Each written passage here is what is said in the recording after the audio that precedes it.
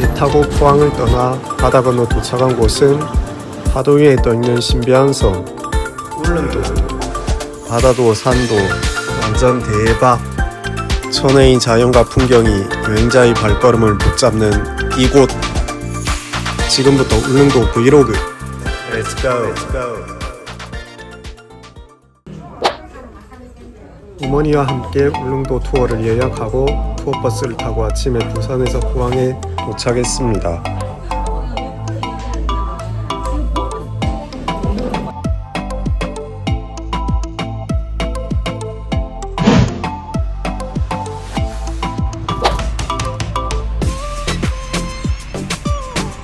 엘도라도 익스프레스라는 아시아에서 가장 빠른 초쾌속 여객선을 타고 울릉도로 향합니다. 울릉도까지 2시간 50분 정도 소요되는데 모든 여객선 중 가장 빠르다고 해요. 승선감은 나름 괜찮았습니다.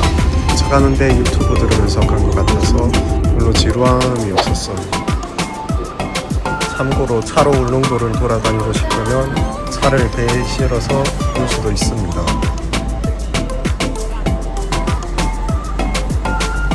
도착해서 경치를 봤는데 와, 여기가 한국인가 발리섬인가 헷갈릴 정도였어요. What?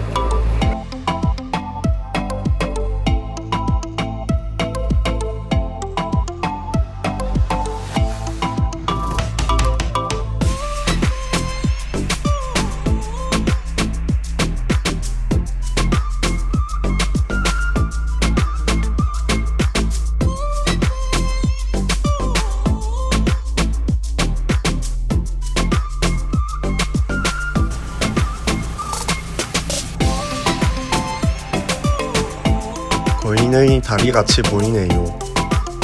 거대한 바위가 압권입니다. 투어버스를 타고 관광객들과 함께 촛대바위에 왔습니다.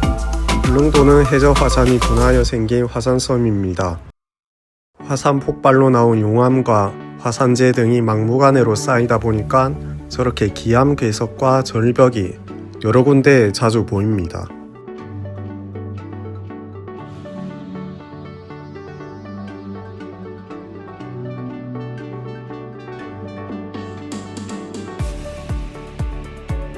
Oh my god! 여기서 퀴즈 들어갑니다. 저 섬은 유인도일까요? 무인도일까요? 정답은 좀 이따 알려드리도록 하겠습니다.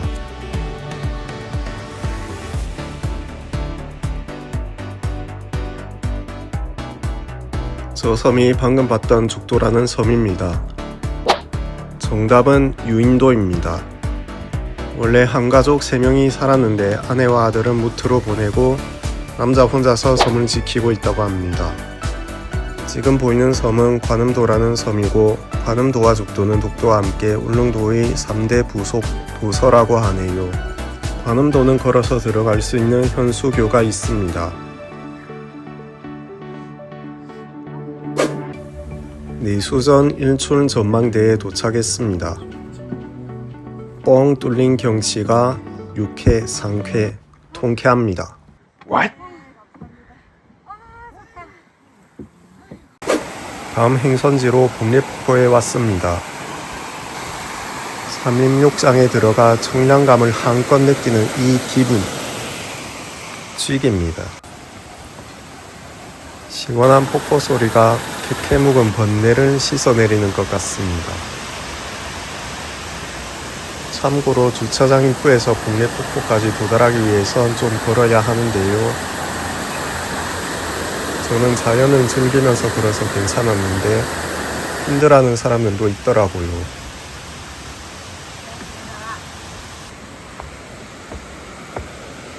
드디어 도달한 곳은 바로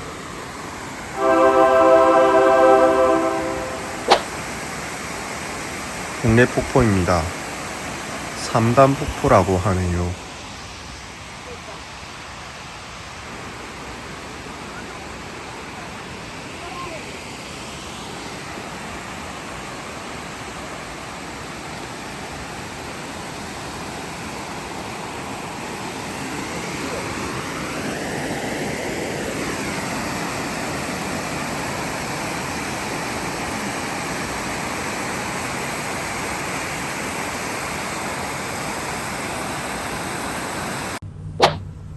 저녁엔 어머니와 같이 어느 식당에 들렀습니다. 울릉도는 호박이 유명해서 호박 막걸리를 시키려고 했는데 식당 주인이 별로라고 하더군요.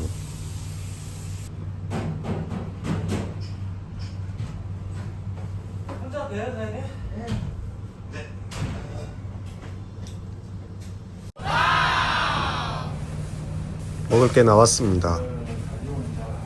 오삼 불고기입니다. 오삼 불고기가 다른 가게에도 많더라고요. 울릉도가 오징어가 많이 잡히다 보니 이런 요리도 많이 보급되어 있나 봅니다.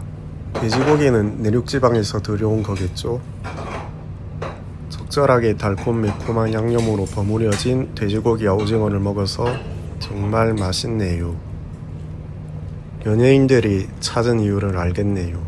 꼭 가보시길 추천드립니다. 울릉도가 좀 안 좋은 이미지가 있는데 그게 뭐냐면 바가지가 심하다는 겁니다. 여러 요인이 있는 것 같아요. 운송비가 가장 큰 요인인 것은 분명 해상 운송이고 내륙에서 거리가 머니까. 그 다음은 관광지는 원래 그렇다. 관광객들은 관광지에서 돈 쓰는 것에 관해서 평소보다 오픈 마인드가 되잖아요. 그러니까 비싸도 관광객들은 이용하는 거죠. 제주도나 오키나와도 그래요.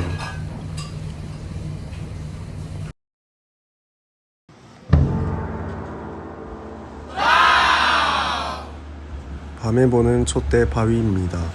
조명이 있어 눈에 띄고 신비스럽게 보였습니다.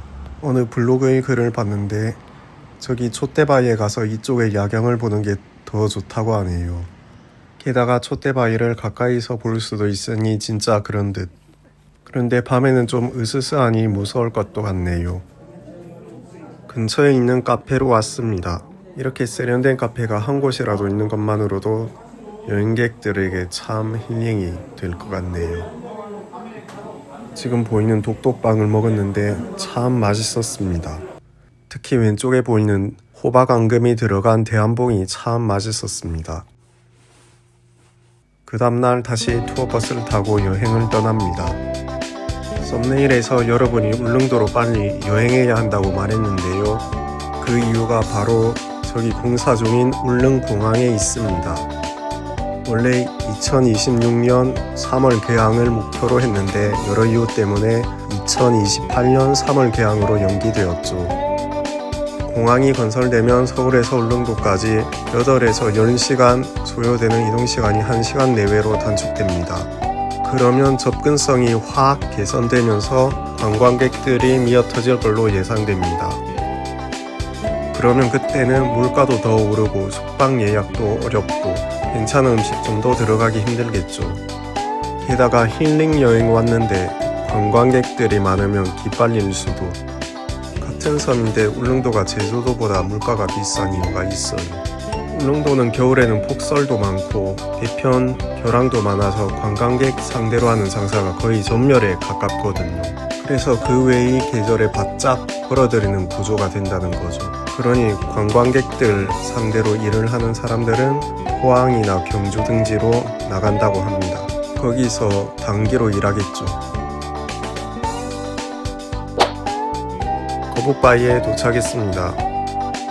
하늘을 찌를 듯한 위용과 햇빛으로 빛나는 환상적인 하늘, 저 멀리 보이는 절벽, 넓게 펼쳐진 바다가 아름다운 조화를 이룹니다.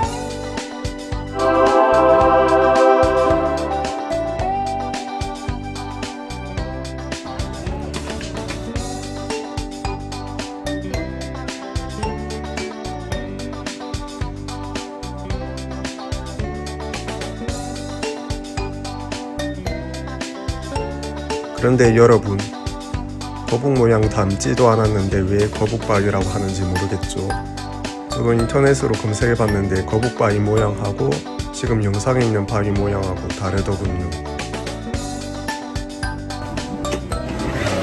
더덕 주스를 근처에서 팔기에 먹어봤습니다. 보시다시피 암바살을 섞어서 갈아 만들기 때문에 맛있었습니다. 왠지 건강에도 좋을 것 같고요. 오른쪽에 보시는 영상과 같이 거북이의 머리가 잘려 나갔었습니다.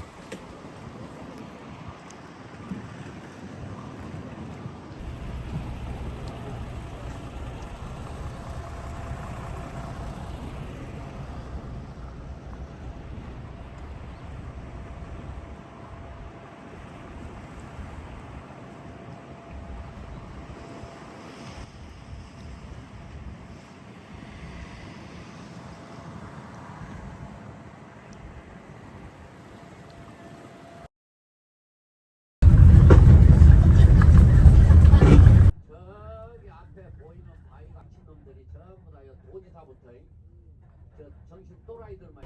여기는 또 어떤 곳일까요?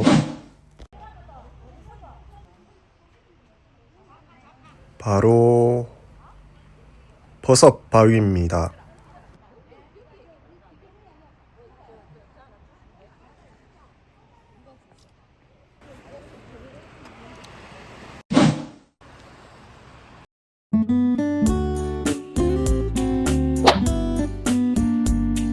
차변 침식을 받아서 이렇게 버섯 모양으로 됐다고 해요.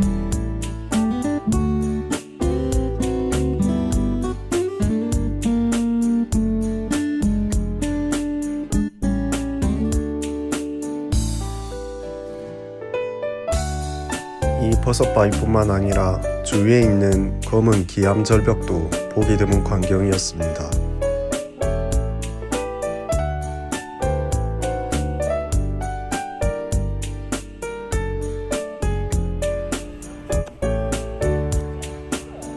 와, 진짜 울릉도에서는 조금만 움직여도 이렇게 평범한 지형이 없네요. 다 독특하고 특색이 있습니다. 이번에는 관광버스를 타고 건강식품 파는 곳으로 왔습니다. 마가목 열매를 주 원료로 한 제품을 팔고 있었습니다.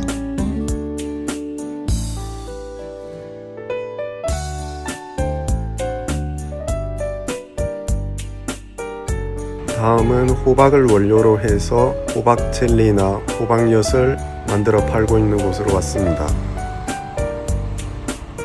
다량의 호박을 밖에 진열해 두고 있어서 흥미로웠습니다. 울릉도가 호박이 남아 도는 것 같아요. 호박으로 호박 식혜나 호박 막걸리, 호박엿이나 호박 젤리 같은 것을 만들고 팔고 있으니까요.